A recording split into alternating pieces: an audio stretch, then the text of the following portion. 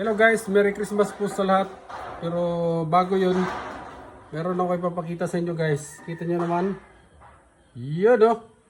Ito po yung vines na ginagawang gamot dito sa Norte guys. Ito yung tinatawag na luplupiit.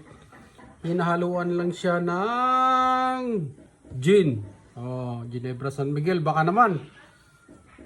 At nakakagamot po ito guys ng mga pilay at yung mga nababali ang buto. Oh, inom ka lang ng konti araw-araw. Tapos kailangan mong punuin ito hanggang dito.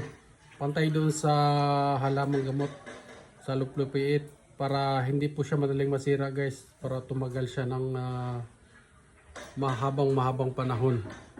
Kasi guys, pag ganito wala nang laman, hahayaan mo, mabubulok na po siya guys. Kailangan nakababad po siya sa gin. Iinom ka lang ng konti-konti. Konting tagay lang bawat araw. Tapos, yun na. Maganda po siya sa katawan. Ma-experience nyo rin pag nasubukan nyo itong luplupiit guys. Iba po ito, hindi po ito katulad nung alingatong.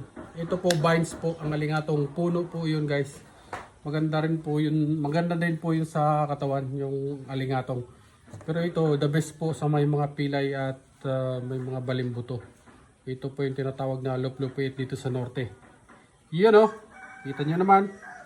Okay. Thank you very much. Merry Christmas guys.